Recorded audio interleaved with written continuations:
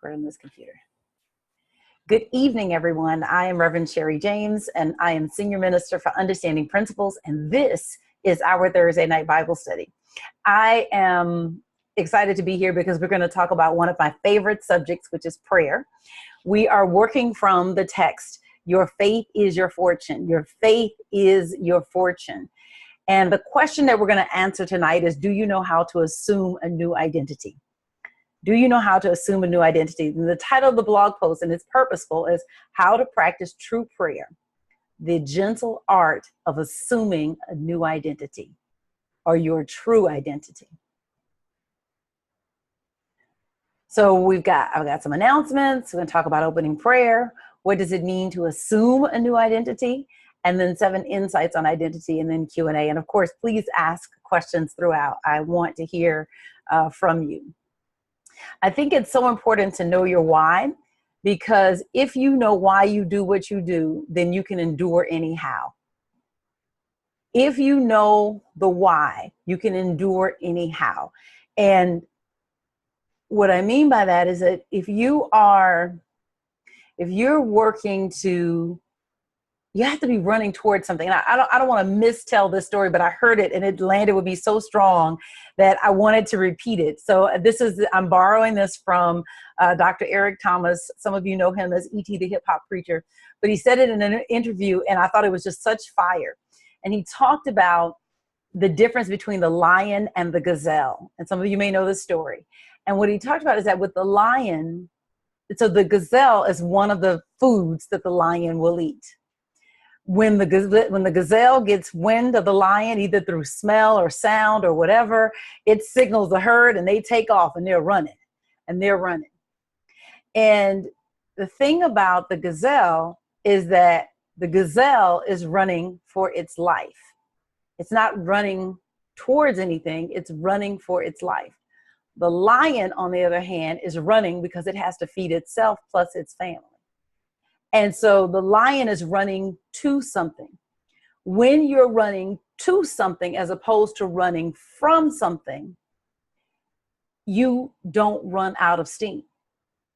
You know, the gazelle, and this is true for all of us in life, that when we're running from something, eventually you get tired of running.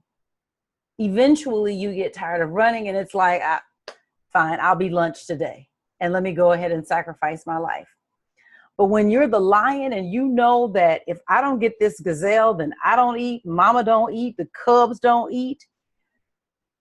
Your why is what pushes you towards something. And so it's so important that you know why you are showing up.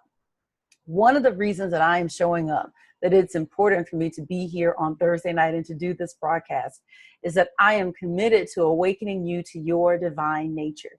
You have that within you that's never been done. And that alone should amaze you because it amazes me. You have that within you which has never been done. And it is my hope that something you hear, something you see, some conversation that we have will awaken you to that aspect of yourself. That it will awaken you to the deepest, best part of who you are. Because I know that when you access that, it's game on, baby. You're now walking in your purpose. You're moving in the zone. There's clarity in your life. And so I'm committed to showing up on the hope that somebody is going to get it and actually live their divine life. The Bible Hangout is free, but if this blesses you and you want to see this bless more people, would you consider making a gift? And you can do that right at revsherry.com. It is a gift made securely through PayPal. I thank you in advance for your support. And I want you to know that a gift of any size helps defray the cost of things like security for the website and paying for the Zoom and all of those things. All of those expenses are monthly expenses that are incurred. And so if you want to be a part of this ministry and help it to grow, then I thank you in advance for that support. And of course, this is open to everyone. We are headed to Atlantic City. So I have been posting videos and I cannot tell, it's going to be amazing.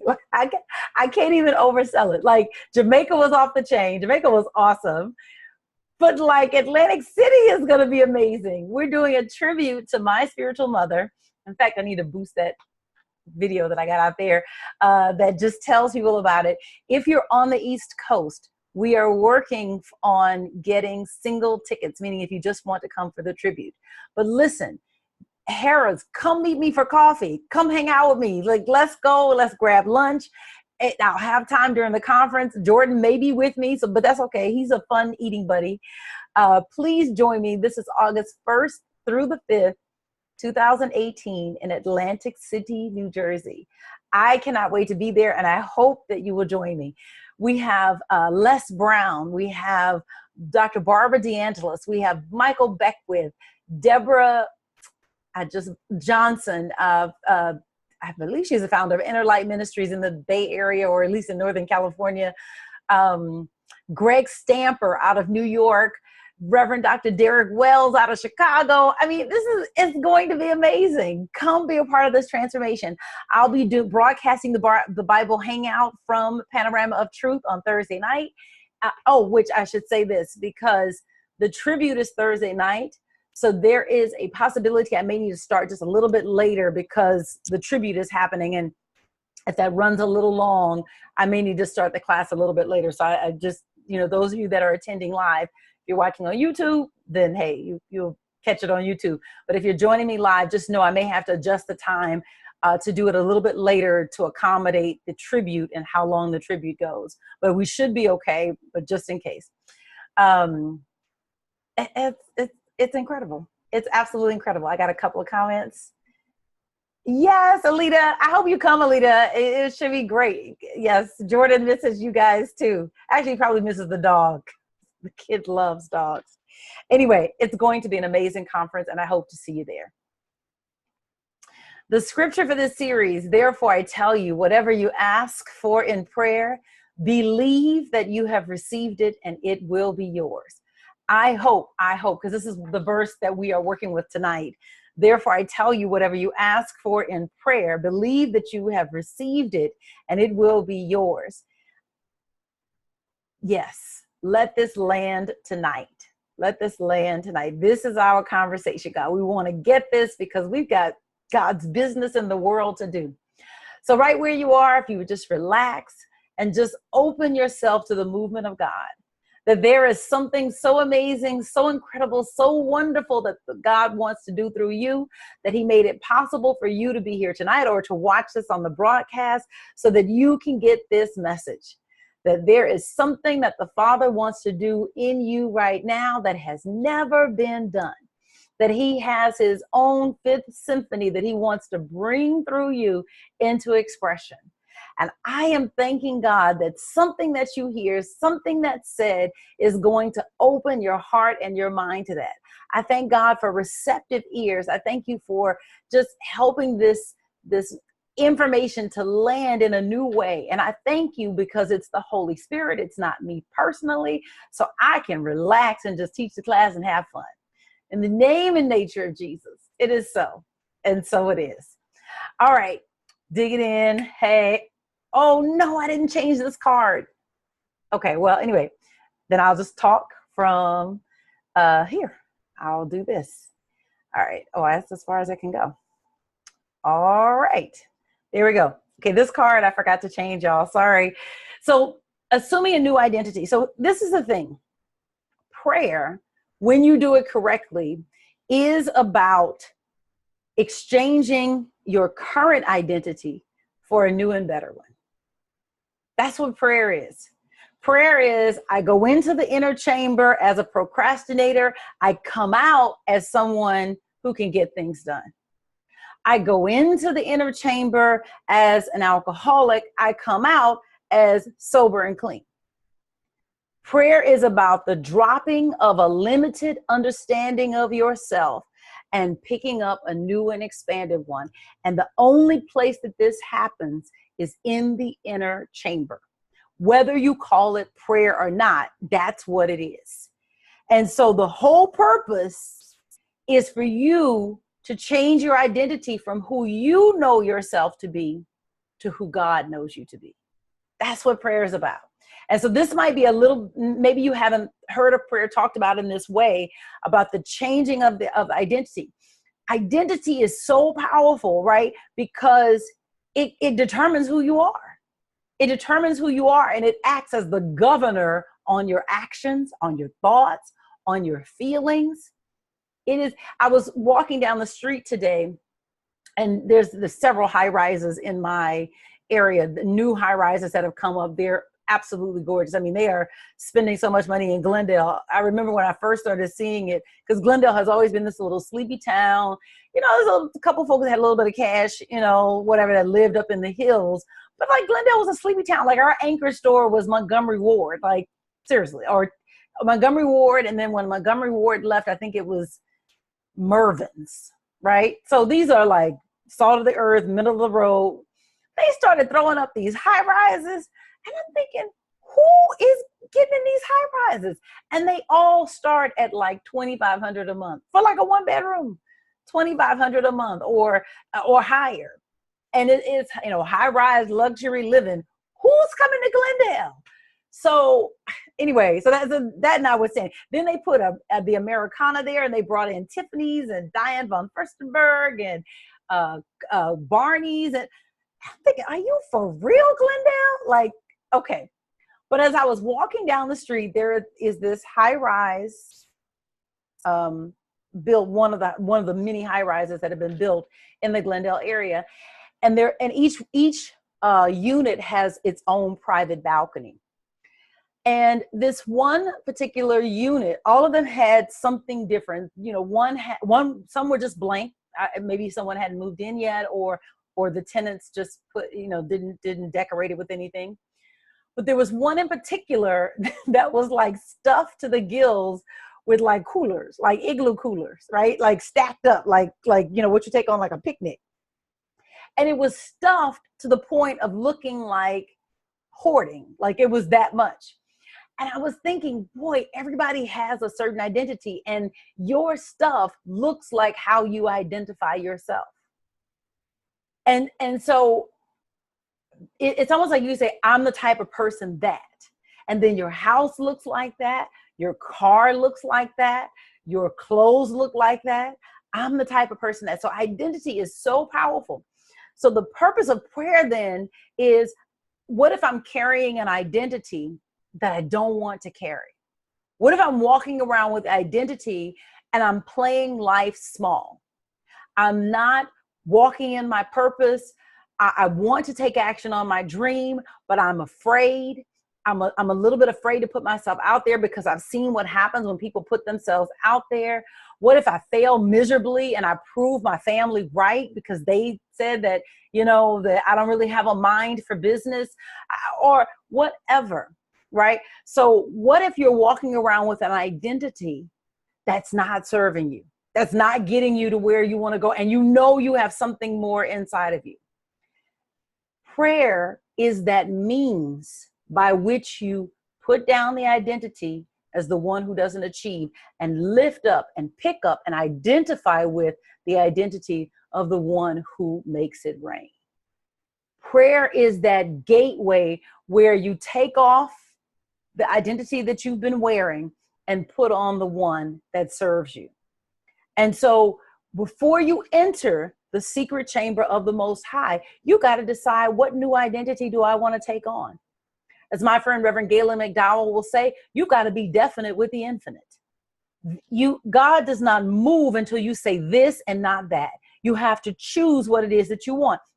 And so you need to know in advance the identity that you are asking God to help you become. Before you go into the prayer chamber, something that I do before my prayers, I have a little, I've gone back to journaling my prayers, and I have a little notepad. And so it's, getting kind of low. It's going to be time to buy a new one. I don't have another one back there. It's going to be time to buy another one, because before I sit down to pray, I make a list on what it is that I'm praying about.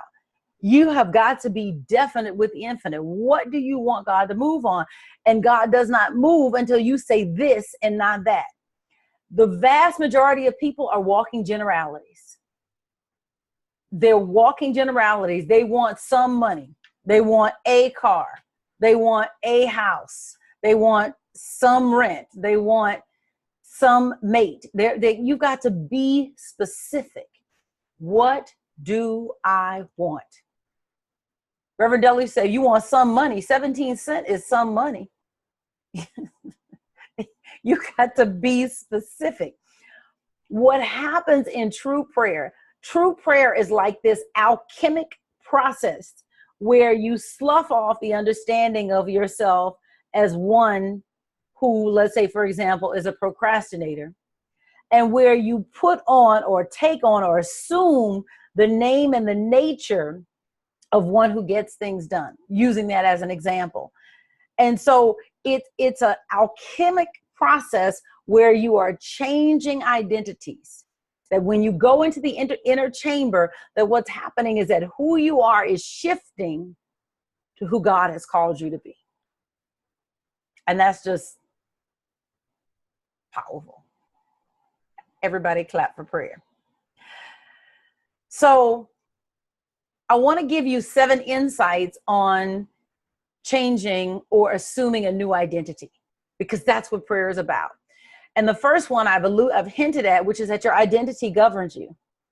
Your identity governs you. It controls who you are and how you show up. Little things like, what happens if you intended to get up and go to the gym, but you overslept? Do you still go to the gym that day? Do you reorganize your day to make sure that you get to the gym? I learned this from Tom Bilyeu. He said that whenever he's struggling with something, he will use a statement that says, I'm the type of person that. And so one of the things that helps him get out of bed in the morning, as opposed to just laying in and sleeping in, is I'm the type of person that gets out of bed within 10 minutes of, waking up. And just using that statement helps him to motivate himself to get out of bed on mornings when he would rather sleep in. Identity is like a thermostat, right? We've all got this internal thermostat, and each thermostat is set at some temperature. Some people run cooler, some people run hotter. And we're going to use hotter as walking more in alignment with your purpose for this analogy. And so what happens is that when you get too far outside of your, what we call the standard deviation, you might have a standard deviation of 5 plus or minus 5. 5 degrees on either side of where you are, you're good. Any more than that 5, your internal thermostat kicks into motion to bring you back to stasis or to bring you back to norm. So your internal thermostat might be set at 60 degrees, right? Life is not bad, but life is not like, say, great where it's over the top amazing. You've got some money, but you're not really like in the overflow, right? But you've got what you need, but you want to kick it up a little higher. Then you've got to change your identity as a 60-degree person in order to manifest at that higher level. Because anytime you get outside of your standard deviation, your body, your mind is going to kick into gear.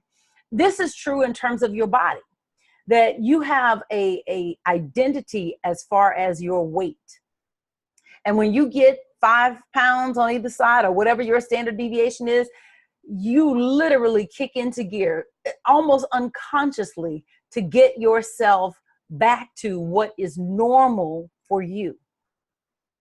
It's really, really that powerful. And so what makes change difficult is that people don't know how to break out of whatever their standard deviation is. They don't know how to get past that 5 degrees on either side in order to get more out of life. So your identity is powerful. It determines what you will even think. What you will even think to do is wrapped up in how you see yourself. If you see yourself as someone who doesn't get things done, then it'll never occur to you how to get things done. If you see yourself as someone who makes a little money, It'll never occur to you. The idea can be right in front of your face, and it will never occur to you how to make more money because you have no eyes for it. Your identity is wrapped up in another area. So it controls what you even see.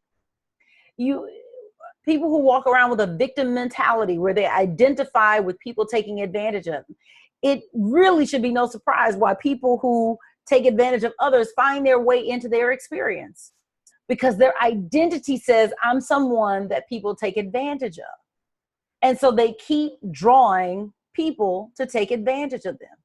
Your identity governs how you show up in the world. And so if you want a different experience, you have to have a new identity. And so that brings us to the second insight, which is that all change requires a change in identity. Any change you make, you have to change how you see yourself, how you identify with yourself, because you cannot have greater or further than you know yourself to be. Being more precedes having more. And so if you want to change, you have to, and have more, then you've got to change your identity. You've got to raise the temperature in your life. Maybe you're functioning at 60 degrees. And what 60 degrees looks like for you is, you're always kind of like, don't have enough. You don't have enough time. You don't have enough money. You don't have enough good friends. You don't have enough. You always rolling at, the temperature of not having enough. You have got to raise the temperature of your life if you want more, if you want to move out of that space where there's not enough. Now, there are a couple of ways that you can do this. The first is that you can, what my friend Corey Chapman calls all out massive action. That is where you swing into gear and you drive until you get the result that you want. And in the intensive action, you create a new water line, right? You create a new water line in your life. You create a new baseline for yourself simply by demonstrating and moving fast. Now, sometimes we do that when we've had to create something to get out of a particular situation. But you could just do that in something that you do want, as opposed to trying to get away from something that you don't want. The other way that you can do that is through association. The people that you hang around right now match your temperature.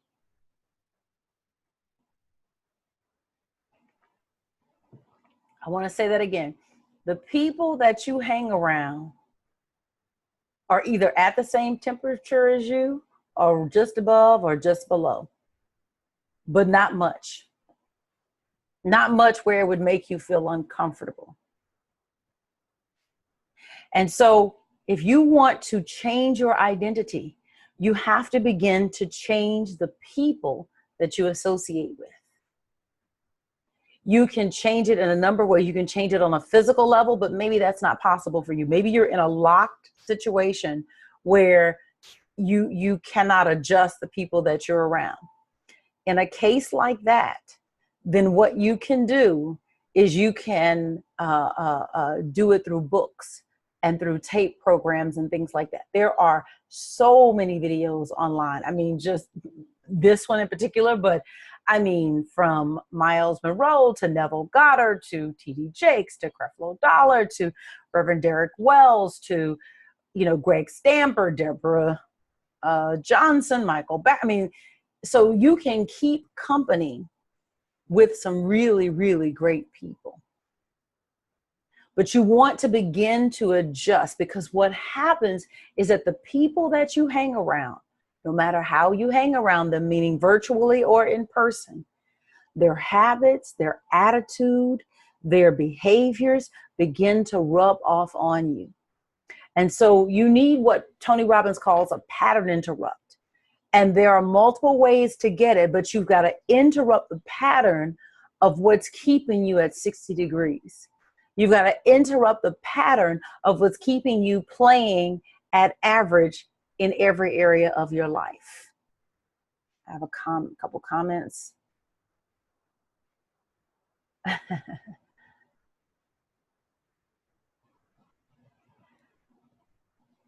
Oh, Yvonne. Okay. She says, what if it is your spouse? I know this will need counseling.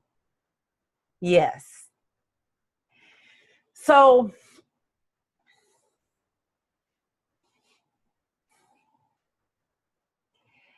there is, I just heard this today in a new way. And I have had this book on my shelf and I haven't finished. I started it and I didn't finish it. But Tim Grover wrote this book called Relentless. And in the book, he talks about closers, and cleaners.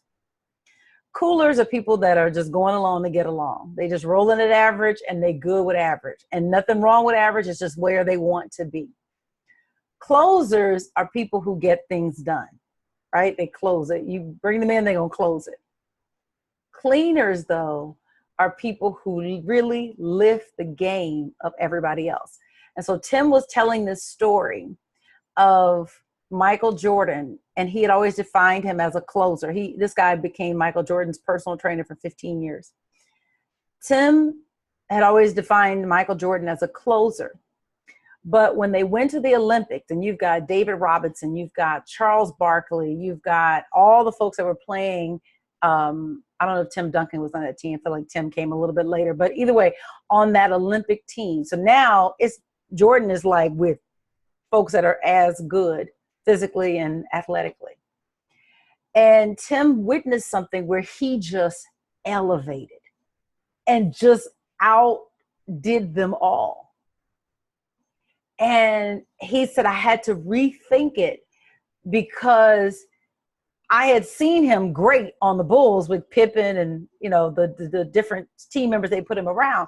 But then when he went to the Olympics and he's playing with the elite from all the other teams, and then his game went to another level, he was like, no, this guy's a cleaner. And a cleaner raises the energy of the environment so that everybody comes up. You have to decide what you're willing to be. You can be so dialed into your excellence that it literally, what is it? Okay, I don't know this. This is a saying, a rising boat, what is it? A rising tide lifts all boats. I was going to say the reverse. A rising boat lifts all tides. A rising tide lifts all boats. You can be that rising tide where there is something so infectious about your excellence that it influences everyone around you. And your game lifts. We saw this with Usain Bolt. I've told the story before that Usain Bolt, when he went back to Jamaica, he didn't just take a gold medal, he took an attitude and a culture. And all of a sudden, after his gold medal run, you see Jamaica breaking gold every Olympics now. It used to be America was the talk. Now it's like, no. Jamaica got this. So you have to decide, am I going to be that person who just takes back the gold? Or am I going to be that person who, because of my excellence, it just lifts everybody else? There's something so inspiring about it that it just lifts everybody else. And so you can be that in your marriage where you're not making someone do anything, but your commitment to your own personal excellence just colors everything in the relationship. In a good way, not in a way where you feel like you're competing, but where it's just the excellence is just inspiring that I want to step up my game. I want to raise who I am because your game is so tight. Sounds like Kevin Durant, a closer. Yes. But a cleaner lifts everybody. That's the thing that I heard it, and I was like, that's what I'm reaching for. That we're just, you become so obsessed with reaching your own excellence that you it just influences everybody. It touches everyone. When I heard that, it made me feel Reverend Anna would say the baby jumped. And I was like, yeah, I want that. Insight number 3, your identity forms internally first. Sometimes we think, especially if you're raising kids, you think that you actually see someone's identity form, right? We always talk about kids like it's so interesting to see their personality. And we have this idea as personality forming outwardly. But I really want you to get that your identity forms inwardly or internally first. That whatever you are seeing on the outside is evidence of what is on the inside. And so in reality, you cannot be what you do not first experience. You cannot be what you do not first experience. I've shared this story in the blog post. A few years ago, I was in, Prince made his transition in April, which was just unbelievable. And several weeks later, I attended a dance party at a bar in Silver Lake. And, you know, it's a local bar. And there was a point at which Spirit said, notice this. Like, don't just be in here dancing and having fun and singing Prince songs. I want you to notice something. And so I started looking around, and it was such a diverse, like, various groups. There were Black people, there were white people, there were Chinese, there were Mexicans, there were, like, Japanese. Like, it was these wide swaths of people ethnically. But then there were gays, and there were straights, and there were women, and there were men, and there were transgender, and everything, and like so many. And then there was old and young. So there were people in their 20s. There were people in their 60s. And I, like, you know, Spirit really wanted me to just notice that, to really notice that. And it hit me that you can't give what you're not experiencing. And so what we were feeling in that room, dancing to that music, enjoying it and dancing with one another, Prince had to first feel within himself before he could give it to us. That was just, I don't know how to explain it any different, but it was just fire, that you can't give what you're not experiencing. Even after this man's transition, his music can come on and the feeling will still come to us. And you know, even just bring it back. When they played Purple Rain, and I'm back in that moment, 14, sneaking into the theater in New Orleans. And it was just so strong. And I was like, God, can I stir up the gift inside of me that impacts people according to what's inside of me, right? My art is not singing and dancing, although I wish it was, but it's not. That even after you've transitioned, can what you have found inside of you still touch people for years to come? There is this eternal flame inside of you. Nothing can stuff it out. But you and your identity acts as the governor on its ability to manifest outside of you. And if you don't take on a new identity, and I mean the identity that is your true self, who God created you to be, we all miss out. We all miss out.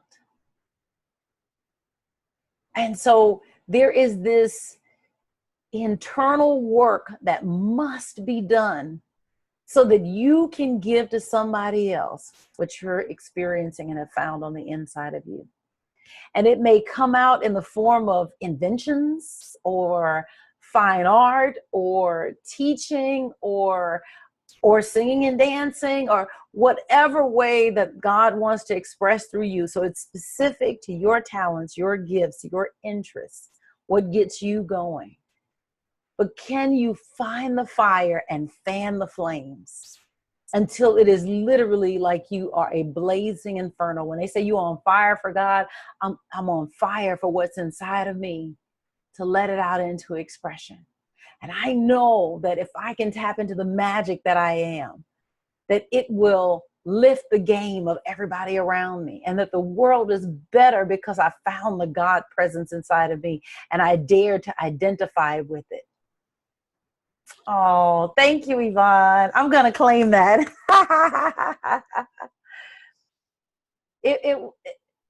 Anyway,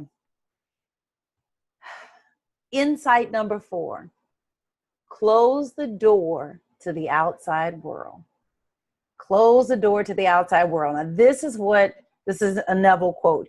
He says, one who prays must relinquish his present name or nature and assume the nature of that for which he prays.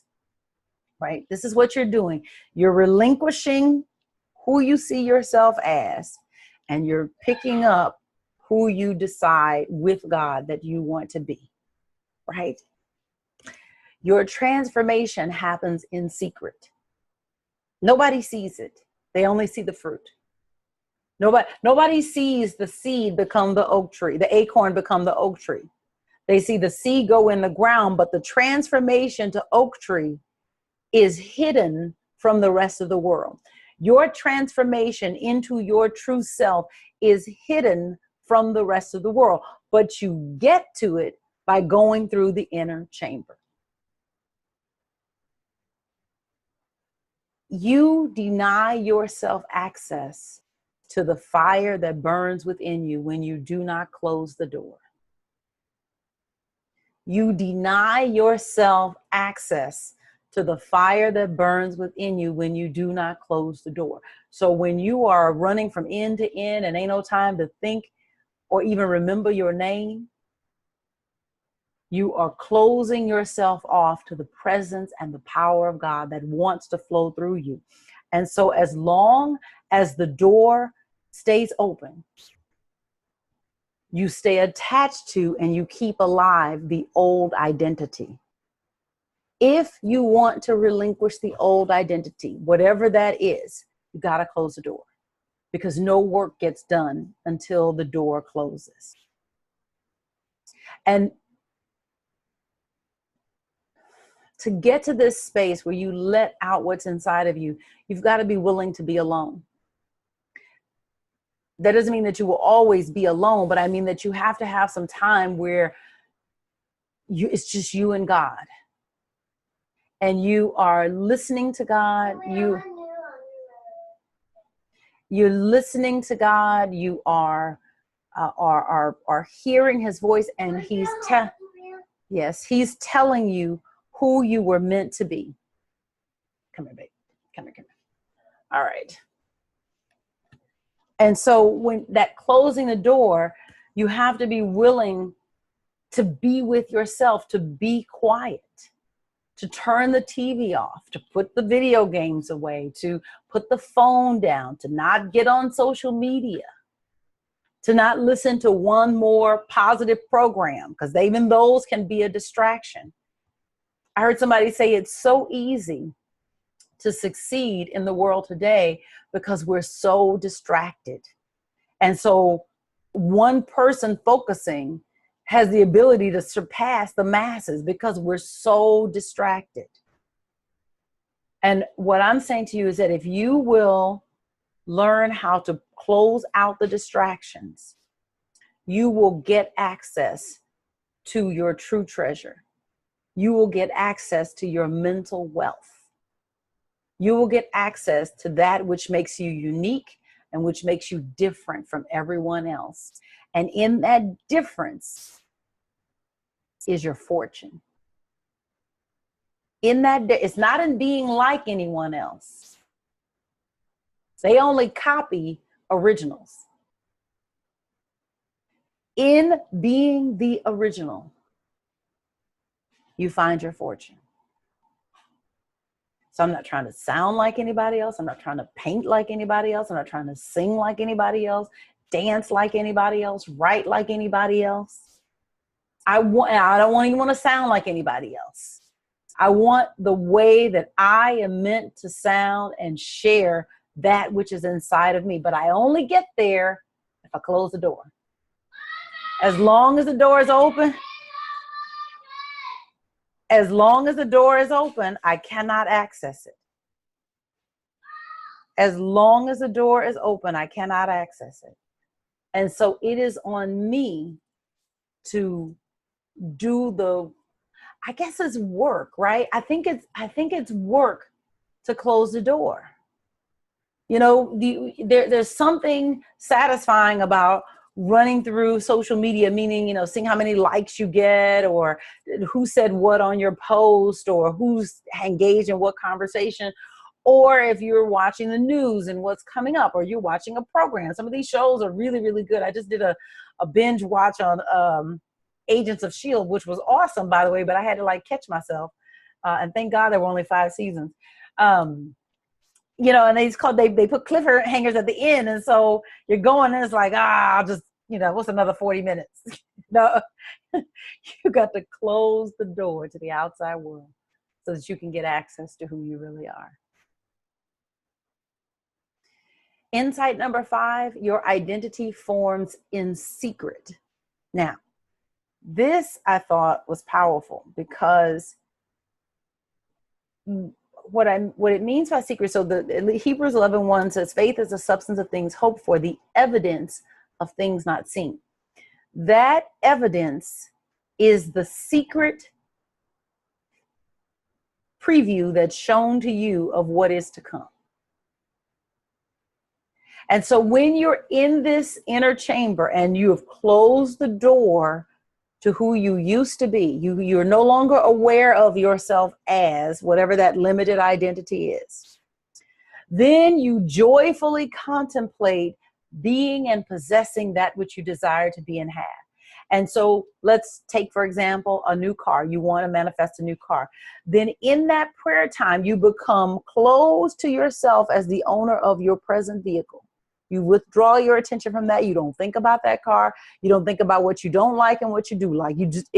I am closed to thinking about that vehicle and myself attached to that vehicle. I have withdrawn my attention, and I have given my attention fully to what I do want. And I see myself in that Tesla. I see that computerized screen in the middle, and I see those fancy doors. That, you know, I see all of that, and I'm joyfully contemplating, and I imagine what the ride might feel like, and how sleek that car is, and it don't have no doorknobs, or maybe the doorknobs are recessed, or whatever it is. I'm joyfully contemplating, and I'm seeing myself maybe driving to work in the car, or maybe I'm imagining myself going through the car wash, or I'm imagining what it's going to be like to see it in my driveway for the first time. But I'm joyfully contemplating being and possessing that which I desire to be and to have. It doesn't have to be that. Maybe you want to be in your ideal body. I am I am now closed off to myself as living in a body that I don't want to be in. And I am joyfully contemplating being and possessing that body which I do want to be in. And so I see myself wearing the kinds of clothes that I want to see myself in this new body. I imagine myself, the way that I'll feel and move, the flexibility that I'll have and all of that. But I'm joyfully contemplating being and possessing what I want to be and to have. What you're doing when that happens is you're using your imagination to touch the dream. In your imagination, you are touching the dream. This is the thing about your imagination, and why, if God is your partner, it is game on. Because even in the most oppressive environment, you can go into the inner chamber of your imagination that no man can breach, and see yourself being, doing, and having that which you want to be, do, and have. Dr. Tararai Trent from, I'm going to say Zambia, but I may have the wrong, maybe Zimbabwe. But anyway, one of the African countries, and I cannot remember which country she's from. She begins to dream, and she sees herself on an airplane traveling to the U.S. to study. Meanwhile, what's happening is that she's actually failing her high school, what the equivalency, and flunking out, which is like, but she's dreaming of going to the U.S. and studying in college. This place where she wrote her dreams down on a piece of paper, and then she buried them in the ground. Her mother was the one who told her to bury them in the ground, and so she did. And she would go to the place where the dreams were buried in the paper on the ground, and she would sit there and she would imagine herself being on a plane. Now, she is extremely poor. I mean, like seriously poor, impoverished. And she has never seen a plane. But yet she knows that there is something called a plane that moves through the air. She does not have a real picture in her mind. This is how powerful your imagination is. You don't have to know what it looks like to get where you want to go. You just need to know what it feels like. And so she's imagining herself on a plane that she's never seen. She's never seen a plane. She's imagining herself on a plane that she had never seen and traveling to the U.S. Today, she is a speaker going around the world. She's been interviewed by Oprah and a whole host of other people about her story and how she pulled her life together, but how she used her imagination to touch the dream when she didn't even know what the things looked like that were going to get her to her dream. Your imagination is the preview of life's coming attractions. That is a quote from Einstein. Even if you are in an enslaved position, you still have dominion and authority over your imagination. And if you will dare to go into your imagination and begin to dream for what you want, the forces of the universe will conspire to put you where you desire to be. You are that powerful. But it happens in secret. Nobody's seeing this happen. I can't see what you're doing in your imagination. You can't see what I'm doing in my imagination. But whatever you're doing in your imagination and whatever I'm doing in my imagination, it is the preview of our respective lives' coming attractions. So here's the thing. We use our imagination every day. We use our imagination every day, whether we consciously use it or unconsciously use it. And most often we're using our imagination to see ourselves in conditions and circumstances that we really wouldn't want to have. Your imagination is the preview of life's coming attractions. Be intentional because your identity is forming in the secret place every day. And you're in charge of it. I just want you to be consciously in charge of it and not leave it to whatever is driving or moving you in the moment. Insight number 6, leave the inner chamber changed. This is Neville. He says, lost in contemplation and having assumed the name and nature of the thing contemplated, your whole being thrills with the joy of being it. Lost in contemplation. Have you ever been lost in contemplation? You know, most of us, when we get lost in contemplation, we're lost in worry, right? What if you were lost in the contemplation of what you want? And you're just thinking about the new car or the new house or the new mate or the new whatever it is you want to bring into manifestation, the new body, the new job, whatever that is. And you're just in it and what it's going to feel like to make that extra money, what it's going to feel like to have an extra bedroom in the new house, what it's going to feel like to be in a newer model car, whatever that is, it thrills you, but you can feel it through your entire being. You want to get so full of the feeling that you cannot help but to leave the inner chamber changed. That the person who sat down is not the person who got up.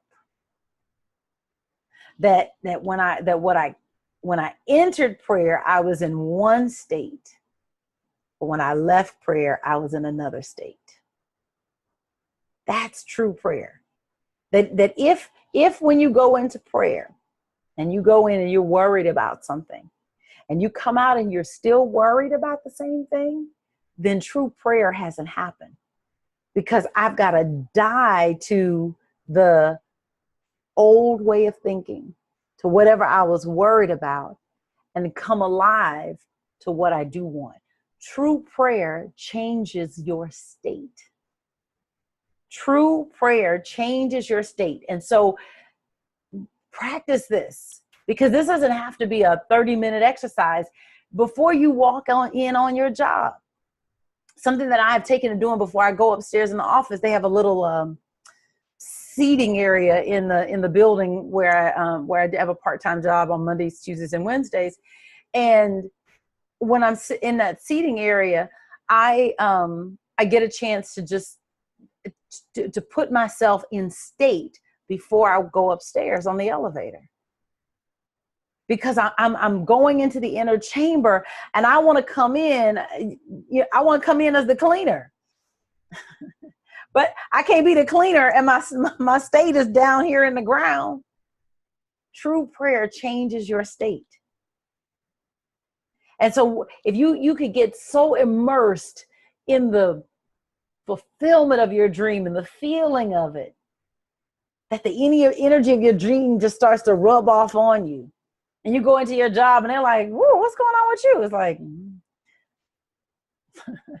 you ain't got to say nothing. All I'm doing is checking out the preview of life's coming attractions. I'm so full of where God is taking me that I'm not moved by where I am right now. I'm no longer frustrated by where I am right now because I'm so full of the feeling of where God is taking me. I'm not even worried about how it's going to happen because I'm so full of the feeling of where God is taking me. The petty shenanigans and stuff that go on the job, I'm not moved by this because this is temporary, because this ain't what God showed me. God didn't show me this with this stress and this. God didn't show me this. So I spend my time getting full of the feeling of where God is taking me. And I accept all the lessons and the blessings of where I am right now. I'm here to elevate this space. And so I show up with my highest and my best, but I know this is not where God told me I was going to be. I know with absolute clarity. So you leave that inner chamber changed. But I want you to get that it doesn't have to be an hour in prayer. You can go to the bathroom, get in the inner chamber, and come out the bathroom differently. When you see yourself in the bank and that line is long and you're like, oh my God, go in the inner chamber, change that state, right? Because my imagination is the preview of life's coming attractions. And so I don't let circumstances and situations tell me how to feel. I tell myself how to feel. I tell myself how to feel. Last insight, carry your new identity into the world. I'm going to read this because I only put a portion of the quote here. This is Neville. He says, with your desire defined, quietly go within and shut the door behind you. Lose yourself in your desire. Now, I know we've all had this experience of losing ourselves. If you've ever been in a new relationship and that feeling when you just lose yourself in that new relationship and that's all you want to think about, that's all you want to talk about, and your friends say, how you doing? And you're like, girl, let me tell you. Okay, so you know how to lose yourself to a desire, right? You could do that with anything. You can do that with your health. You can do that with your money. You can do that with your friendships. You know how to lose yourself to a desire. You know how to lose yourself to desire. Feel yourself to be one with it. You know what that feels like. If you've ever lost yourself to a desire, you know what that feels like. And remain in this fixation until you have absorbed the life and name by claiming and feeling yourself to be and to have that which you desire. So you just lose yourself to the desire. That I love that imagery. When you emerge from the hour of prayer, you must do so conscious of being and possessing that which you heretofore desire. So I go into prayer, I shut the door, I close the door to Sherry who procrastinates. And I lose myself to the desire of being one who gets things done. And I feel myself to be at one with it. Yes, I am a rainmaker. I am a cleaner. I get stuff done. You want stuff done, you give it to me because I get stuff done. I see myself being that person who takes charge and who follows through and who people can depend on and who I can depend on, right? And then you remain with that feeling, whatever that is for you, right? But I'm using this example, that feeling of accomplishment, that feeling of, yes, I add value to this company. I add value to this organization or whatever it is, right? Until you have absorbed the life and the name of someone who gets things done.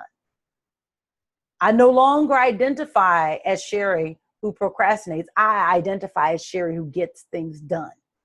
Because that's just who I am, right? So that energy, right? I've shifted. And so I'm feeling myself to be and to do that which I desire. I'm feeling myself and being the person who gets things done. When I come out of the prayer chamber, when I have gotten up from the prayer chamber, I carry that same energy out into the world. So I've got to choose the identity that I am before I start praying. And then when I finish, I want to affirm that I am now what I talk to God about. And so I might declare aloud that I am no longer who I was when I sat down. And I might say that out loud when I'm coming out of my prayer, that the old identity is gone. I am now the new Sherry. You now represent the fullness of the new identity, and nothing can turn you around. Then move through your day with the spiritual swagger of a master. As a hat tip to my girl, Angela Jones, who loves to talk about, she calls herself Miss Spiritual Swagger. You move through your day with the spiritual swagger of a master. You walk like the divine being that you are. You talk like the divine being that you are. You remain in the awareness of this new identity, convinced that it is here to stay. And when you stay in that space, you will watch the universe conform to the new you. It's the most powerful thing that you can imagine. I've got a comment. Oh, thank you, Andrea. She said, this message is so good, Rev. Preach on. Yes, yes, yes, yes. So in review, these are 7 insights on changing your identity. Number 1, your identity governs you. Number 2, all change requires a change in identity. Number 3, your identity forms internally first. Number 4, close the door to the outside world. Number 5, your new identity forms in secret. Number 6, leave the inner chamber changed. And number 7, carry your new identity into your world. So, you ready to assume a new identity that's more in line with the way that God sees you? I hope the answer to that question is yes. I know I am. I gave this as an example, but it's what happened to me earlier today. So everything got off yesterday. I had a workshop last night. I don't know. Anyway, it got turned around. And the alarm went off at 4:30. And I woke up at 5:30, which then threw off everything else. I didn't get to the gym, and it was like, no, I'm the type of person that will fix my day so that I can get to the gym. And so I literally was just like, let me sit down here, pull my timer out. I got to make it work with the timer, and we're going to get to the gym and get this workout in. And that's what I did. So it is, and the reason that that's so important for me is because self-confidence is tied to self-trust, right? Self-confidence is tied to self-trust. And people who are self-confident, they're confident because they can trust themselves, because they know that they're going to do what they told themselves to do. And so that new identity, that part of that new identity is someone who absolutely trusts myself to do what I said I was going to do. And so that's the new energy, attitude, behavior, swagger that I'm carrying into the world. That no, if I said I'm going to do it, I'm going to do it, because that's just who I am. And so my challenge to you is, before you move to the next task, after you finish looking at the video, choose a new identity you want to embody. And then practice, make it small or doable, right? Like choose something, and you want to be specific, right? What's the new identity that you want to pick up? And then practice dropping the old and assuming the new. If this webinar helped you, please subscribe and share it with a friend. I want to see this get out. I think this message is so powerful. And, you know, I don't consciously know how to make something go viral, but I know that God does. And so I'm saying this message needs to get out. Constance says, the 4 agreements keep me in check and true to myself. Yes. Yes, yes, yes, yes, yes, yes, yes. Thank you guys for tonight. Any questions? In a couple of weeks, I will be in Phoenix, Arizona. I will be there as part of the International New Thought Alliance. I'm really excited about that. That conference is going to be amazing. Oh goodness, I am speaking on Wednesday night. And so if you are in town, please come through. Thank you, thank you, thank you, thank you, thank you. Yes, Yvonne says, I love the 4 agreements. I use them as ground rules for meetings. Yes, Kai says, thank you so much for this message. Thank you, guys. Thank you. Thank you, thank you, thank you. Anything else? Anything else? Yes, yes, yes. I look forward. I can't wait. I can't wait to get to Atlantic City. It's going to be off the chain. So next week, we are blowing through this book. So we're going to soon talk about where we want to go next. But we've got a few more chapters. The next chapter we're going to go to is the 12 disciples, which is chapter 18, the 12 disciples. 12 disciples. In your faith is your fortune. Your faith is your fortune. So thank you guys for tonight. Have a blessed evening, and I look forward to seeing you in a week. God bless.